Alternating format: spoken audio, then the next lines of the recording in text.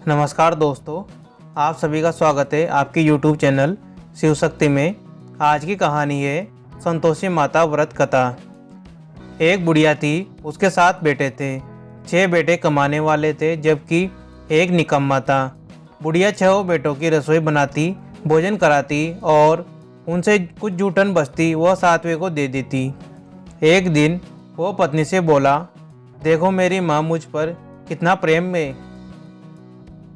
वह बोली, क्यों नहीं, सबका जूठा जो तुमको खिलाती है। वो बोला, ऐसा नहीं हो सकता, मैं जब तक आंखों से न देख लूं मान नहीं सकता। बहू हंसकर बोली, देख लोगे तब तो मानोगे।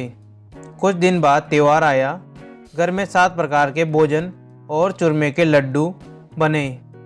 वह जांचने को सिर दुखाने का बहाना कर पतला वस्त्र सिर पर ओढ़े रसोई घर में सो गया। वह कपड़े में से सब देखता रहा। 6 भाई भोजन करने आए। उसने देखा माँ ने उनके लिए सुंदर आसन बिछा नाना प्रकार की रसोई परोसी और आग्रह करके उन्हें जमाया। वह देखता रहा। 6 भोजन करके उठे तब माता ने उनकी जूठी थालियों में से लड्डुओं के टुकड़े उठाकर एक लड्डू बनाया। जूठन साफ कर बुढ़िया माँ ने उसे पुकारा, बेटा 6 भाई भोजन कर गए, अब तू ही बाकी है, उठ तू कब खाएगा। वह कहने लगा, माँ मुझे भोजन नहीं करना, मैं अब परदेश जा रहा हूँ। माँ ने कहा, कल जाता हो, आज चला जा। वह बोला, हाँ आज ही जा रहा हूँ। यह कहकर वह घर से निकल गया। चलते समय पत्नी की याद आ गई। वह गौशाला में कंडे उपले थाप रही थी। वहाँ जाकर बोला, हम जावे परदेश, आवेंगे कुछ काल, तुम रहियो संतोष से धर्म आपनो पाल। वह बोली, जाओ पिया आनंद से हमारो सोच हटाए, राम भरोसे हम रहे ईश्वर तुम्हें सहाय। 2 निशानी आपन देख धरु में धीर, सुधी मति हमारी बिसारियो रखियो मन गंभीर। वह बोला, मेरे पास तो कुछ नहीं, यह अंगूठी है, सो ले और अपनी कुछ निशानी मुझे दे। वह बोली, मेरे पास क्या है, यह गोबर भरा हाथ है। यह कहकर उसकी पीठ पर गोबर के हाथ की थाप मार दी। वह चल दिया। चलते चलते दूर देश पहुंचा। वहाँ एक साहूकार की दुकान थी। वहाँ जाकर कहने लगा, भाई मुझे नौकरी पर रख लो। साहूकार को ज़रूरत थी। बोला, रह जा। लड़के ने पूछा, तनख्वाह क्या दोगे। साहूकार ने कहा, काम देखकर दाम मिलेंगे। साहूकार की नौकरी मिली। वह सुबह 7 बजे से 10 बजे तक नौकरी करने लगा। कुछ दिनों में दुकान का सारा लेन देन, हिसाब किताब, ग्राहकों को माल बेचना, सारा काम करने लगा। साहूकार के 7-8 नौकर थे। वे सब चक्कर खाने लगे। यह तो बहुत होशियार बन गया। सेठ ने भी काम देखा और 3 महीने में ही उसे आधे मुनाफे का हिस्सेदार बना लिया। वह कुछ वर्ष में ही नामी सेठ बन गया और मालिक सारा कारोबार उस पर छोड़कर चला गया। इधर उसकी पत्नी को सास ससुर दुख देने लगे। सारी गृहस्थी का काम करा के उसे लकड़ी लेने जंगल में बेचते। इस बीच घर के आटे से जो भूसी निकाली उसकी रोटी बनाकर रख दी जाती और फूटे नारियल की नारियली में पानी दिया जाता। एक दिन वह लकड़ी लेने जा रही थी। रास्ते में बहुत सी स्त्रियां संतोषी माता का व्रत करती दिखाई दी। वह वहां खड़ी होकर कथा सुनने लगी और पूछा, बहनों तुम किस देवता का व्रत करती हो और उसके करने से क्या फल मिलता है। यदि तुम इस व्रत का विधान मुझे समझाकर कहोगे तो मैं तुम्हारा बड़ा एहसान मानूंगी। तब उनमें से एक स्त्री बोली, सुनो, यह संतोषी माता का व्रत है। इसके करने से निर्धनता, दरिद्रता का नाश होता है और जो कुछ मन में कामना हो सब संतोषी माता की कृपा से पूरी होती है। तब उसने उससे व्रत की विधि पूछी। वह भक्तिनी स्त्री बोली, 1.25 आने का गुड़ चना लेना, इच्छा हो तो 5.25 आने का लेना या 1.25 रुपये का भी सहूलियत के अनुसार लाना। बिना परेशानी और श्रद्धा व प्रेम से जितना भी बन पड़े सवाया लेना। प्रत्येक शुक्रवार को निराहार रहकर कथा सुनना, इसके बीच कर्म टूटे नहीं, लगातार नियम पालन करना, सुनने वाला कोई न मिले तो घी का दीपक जलाकर उसके आगे या जल के पात्र को सामने रखकर कथा कहना, जब कार्य सिद्ध न हो नियम का पालन करना और कार्य सिद्ध हो जाने पर व्रत का उद्यापन करना। 3 मास में माता फल पूरा करती है। यदि किसी के ग्रह खोटे भी हो तो भी माता वर्ष भर में कार्य सिद्ध करती है। फल सिद्ध होने पर उद्यापन करना चाहिए, बीच में नहीं। उद्यापन में 2.5 सेर आटे का खाजा तथा इसी परिणाम से खीर तथा चने का साग करना। 8 लड़कों को भोजन कराना, जहाँ तक मिले देवर जेठ भाई बंधु के हो, न मिले तो रिश्तेदारों और पास पड़ोसियों को बुलाना। उन्हें भोजन करा यथाशक्ति दक्षिणा दे माता का नियम पूरा करना। उस दिन घर में खटाई न खाना। यह सुन बुढ़िया के लड़के की बहू चल दी। रास्ते में लकड़ी के बोझ को बेच दिया और उन पैसों से गुड़ चना ले माता के व्रत की तैयारी कर आगे और सामने मंदिर देखकर पूछने लगी, यह मंदिर किसका है? सब कहने लगे, संतोषी माता का मंदिर है। यह सुनकर माता के मंदिर में जाकर चरणों में लौटने लगी। दीन हो विनती करने लगी, माँ मैं निपट अज्ञानी हूँ, व्रत के कुछ भी नियम नहीं जानती, मैं दुखी हूँ। हे माता जगत जननी, मेरा दुख दूर कर, मैं तेरी शरण में हूँ। माता को दया आई। एक शुक्रवार बीता कि दूसरे को उसके पति का पत्र आया और तीसरे शुक्रवार को उसका भेजा हुआ पैसा आ पहुँचा। यह देख जेठ जेठानी का मुंह सिकोड़ने लगे। लड़के ताने देने लगे, काकी के पास पत्र आने लगे, रुपया आने लगा, अब तो काकी की खातिर बढ़ेगी। बेचारी सरलता से कहती, भैया कागज आवे रुपया आवे, हम सबके लिए अच्छा है। ऐसा कहकर आंखों में से आंसू भरकर संतोषी माता के मंदिर में आ मातेश्वरी के चरणों में गिरकर रोने लगी।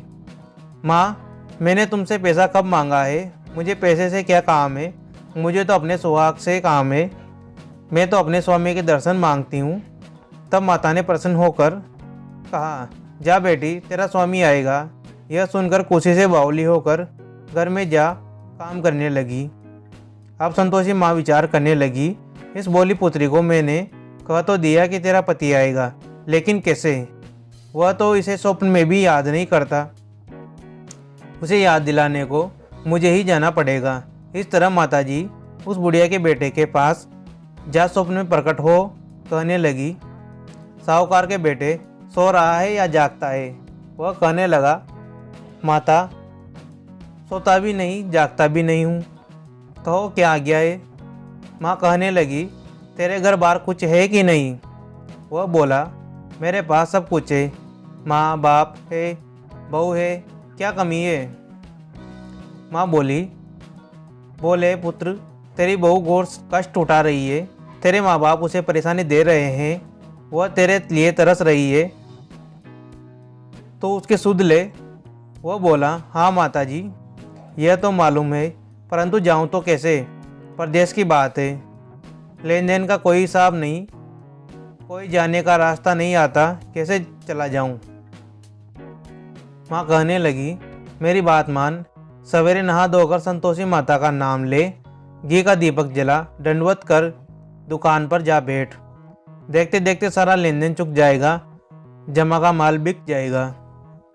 सांझ होते होते धन का भारी ढेर लग जाएगा। अब तो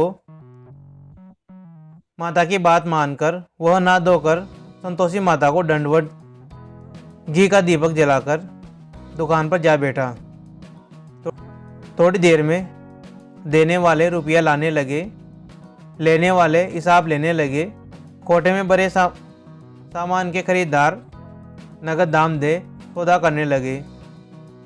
शाम तक धन का भारी ढेर लग गया। मन में माता का नाम ले, चमत्कार देख प्रसन्न हो घर ले जाने के वास्ते गहना कपड़ा सामान खरीदने लगा। यहाँ काम से निपट तुरंत घर को रवाना हुआ। उधर उसकी पत्नी जंगल में लकड़ी लेने जाती, लौटते वक्त माताजी के मंदिर में विश्राम करती। वह तो उसके प्रतिदिन रुकने का जो स्थान ठहरा। धूल उड़ती देख वह माता से पूछती, हे माता, यह धूल कैसी उड़ रही है? माता कहती है, हे पुत्री, तेरा पति आ रहा है।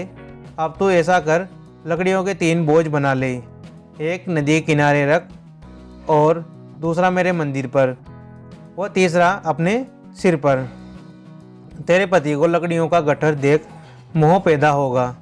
वह यहाँ रुकेगा, नाश्ता पानी खाकर माँ से मिलने जाएगा। तब तू लकड़ियों का बोझ उठाकर जाना और चौक में गट्ठर डालकर जोर से आवाज़ लगाना, लो सासू जी, लकड़ियों का गट्ठर लो, भूसी की रोटी दो, नारियल के खोपड़े में पानी दो। आज मेहमान कौन आया है? माताजी से बहुत अच्छा कहकर वह प्रसन्न मन से लकड़ियों के 3 गट्ठर बनाई। एक नदी के किनारे पर और एक माताजी के मंदिर पर रखा है। इतने में मुसाफिर आ पहुंचा। सूखी लकड़ी देख उसकी इच्छा उत्पन्न हुई कि हम यहीं पर विश्राम करें और भोजन बनाकर खा पीकर गांव जाएं। इसी तरह रुककर भोजन बना, विश्राम करके गांव को गया। सबसे प्रेम से मिला। उसी समय सिर पर लकड़ी का गट्ठर लिए वह उतावली सी आती है। लकड़ियों का भारी बोझ आंगन में डालकर जोर से 3 आवाज़ देती है, लो सासू जी, लकड़ियों का गट्ठर लो, भूसी की रोटी दो। आज मेहमान कौन आया है? यह सुनकर उसकी सास बाहर आकर अपने दिए हुए कष्टों को बुलाने हेतु कहती है, बहू, ऐसा क्यों कहती है? तेरा मालिक ही तो आया है। आ बैठ, मीठा भात खा, भोजन कर, कपड़े गहने पहन। उसकी आवाज़ सुन उसका पति बाहर आता है। अंगूठी देख व्याकुल हो जाता है। माँ से पूछता है, माँ, यह कौन है? माँ बोली, बेटा, यह तेरी बहू है। जब से तू गया है तब से सारे गांव में भटकती फिरती है। घर का कामकाज कुछ करती नहीं, 4 पहर आकर खा जाती है। वह बोला, ठीक है माँ, मैंने इसे भी देखा और तुम्हें भी। अब दूसरे घर की चाबी दो, उसमें रहूँगा। माँ बोली, ठीक है, जैसी तेरी मर्जी। तब वह दूसरे मकान की 3री मंजिल का कमरा खोल सारा सामान जमाया। एक दिन में राजा के महल जैसा ठाट बाट बन गया। अब क्या था? बहू सुख भोगने लगी। इतने में शुक्रवार आया। उसने पति से कहा, मुझे संतोषी माता के व्रत का उद्यापन करना है। पति बोला, उसी से कर लो। वह उद्यापन की तैयारी करने लगी। जिठानी के लड़कों को भोजन के लिए कहने गई। उन्होंने मंजूर किया, परंतु पीछे से जेठानी ने अपने बच्चों को सिखाया, देखो, भोजन के समय खटाई मांगना, जिससे उसका उद्यापन पूरा न हो।